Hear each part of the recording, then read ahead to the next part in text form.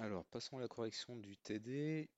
Donc, dans la première question, on vous demande dans le cas B, c'est-à-dire dans ce cas-là où l'utilisateur touche la phase à travers la carcasse de l'appareil, on vous demande de calculer tout d'abord la tension UD, qu'on appelle la tension de défaut, cette tension-là, donc la tension aux bornes de l'utilisateur en fait, et ensuite de calculer le courant de défaut ID engendré.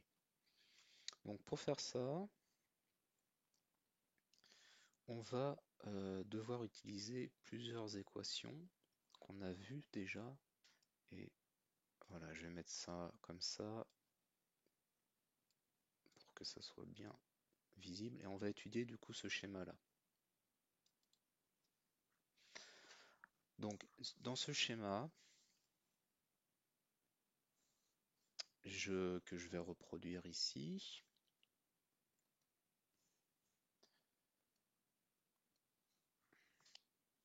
on a donc notre tension électrique, donc ça c'est notre phase L1, ça c'est notre neutre, donc cette tension-là vaut 230 volts, elle est ici, elle est notée U. On a un courant ID ici, ce courant il vient traverser la résistance de mise à la terre du dispositif qui est notée RA, et une partie vient traverser la résistance du corps humain de la personne qui touche la carcasse du dispositif qui est notée RH. Et ce courant, donc il va se partager dans la résistance et dans la résistance RH et dans la résistance de mise à la terre RA, et puis il va ressortir ici, et il va venir traverser la résistance de mise à la terre RB, qui est la résistance entre la terre de la prise électrique et la terre de la maison, de l'habitation.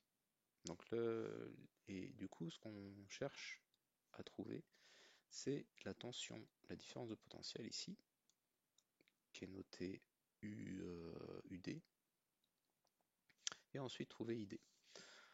Donc pour faire ça, on va déjà noter, exprimer la tension U en fonction des différentes tensions qu'on a ici.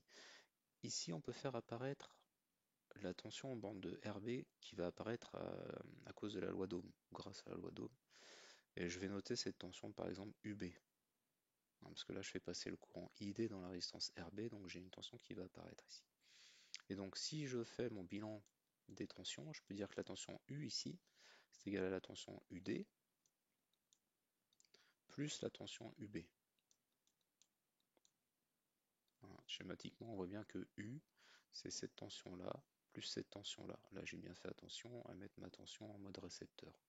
Donc ça me donne une première équation. Ensuite, je sais que UB, je peux appliquer la loi d'Ohm pour calculer UB. Et donc UB, c'est RB multiplié par ID.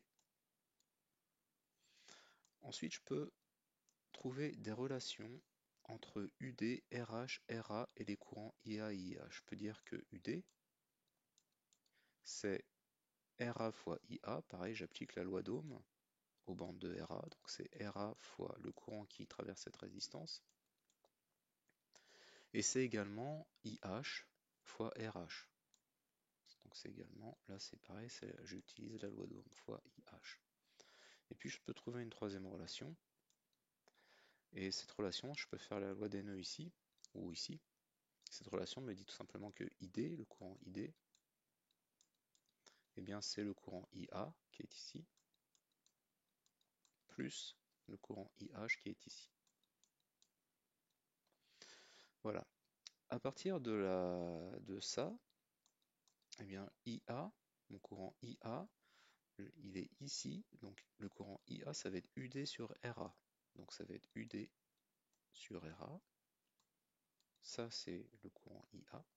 Et le courant IH, qui est ici, ça va être UD divisé par RH. Donc plus UD divisé par RH. Hein.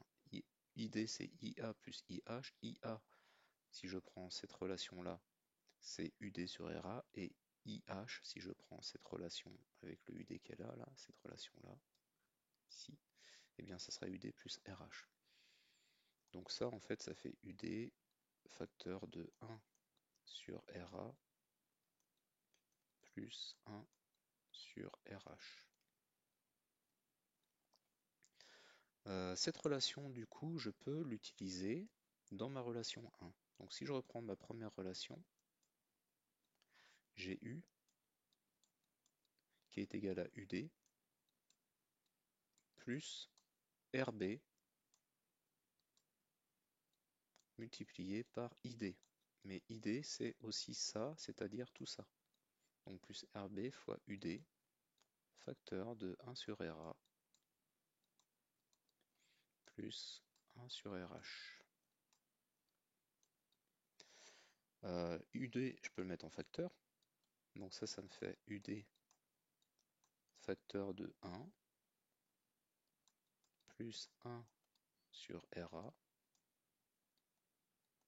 Pardon, j'ai oublié le RB qu'elle a. Donc plus RB sur RA, plus RB sur RH. Et du coup, moi je cherche UD, donc je peux isoler UD et dire que UD, ben, ça va être U divisé par tout ce terme-là. Donc je vais le noter en haut. UD, c'est donc U divisé par tout le terme qui est là, donc 1 plus RB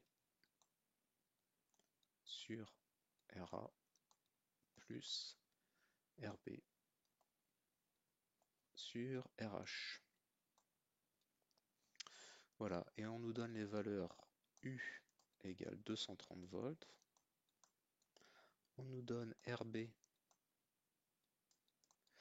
Alors RB, c'est 0,2 ohm. Et RH, c'est la résistance du corps de la personne, c'est 1 kilo ohm, donc 1000 ohms. Si vous faites l'application numérique, vous trouvez UD qui est égal à 229,5 volts. Voilà. En fait, la différence de potentiel ici, elle est très très proche de la différence de potentiel de 230 volts. Ça veut dire quoi? Ça veut dire qu'en fait, ce qui fait baisser la différence de potentiel, elle est un tout petit peu plus petite que le 230 volts à cause de cette résistance de mise à la terre RB ici. C'est cette résistance qui fait baisser la différence de potentiel aux bandes de la personne. Donc la personne, lorsqu'elle touche pas exactement 230 volts, mais une tension qui est quasiment égale à 230 volts. Donc ça reste une tension très élevée. Donc ça, c'était la première partie. Ensuite, on vous demande de trouver, du coup, à partir de là, il fallait qu'on trouve le courant ID. Donc pour trouver le courant ID, une fois que j'ai ma valeur de UD, eh bien, je vais réutiliser la troisième relation. Je vais réutiliser la relation qui est juste au-dessus. Voilà, je vais utiliser ma troisième relation. Donc je vais enlever ça. Hop, et je vais enlever ça. Et pour calculer ID, je vais repartir sur cette relation, là. Et donc ID, ça va être UD, c'est-à-dire 229,5 multiplié par 1 sur RA. RA, c'est 100 ohms, plus 1 sur RH. Et RH qui est ici, c'est 1000 ohms. Et si vous faites ce calcul, vous trouvez 2,53 ampères. Et 2,53 ampères, c'est le courant qui est ici. Et donc du coup, qu'est-ce qu'on peut en déduire? Eh bien, comme notre disjoncteur différentiel, c'est un disjoncteur 30 mA, eh bien, forcément, il va disjoncter parce que 2,53 ampères, hein, c'est supérieur à 30 mA. Donc notre disjoncteur différentiel va disjoncter, ce qui fait que le courant va être coupé et que le courant ne va plus passer dans l'utilisateur. Donc là, on voit bien l'intérêt d'avoir une mise à la terre.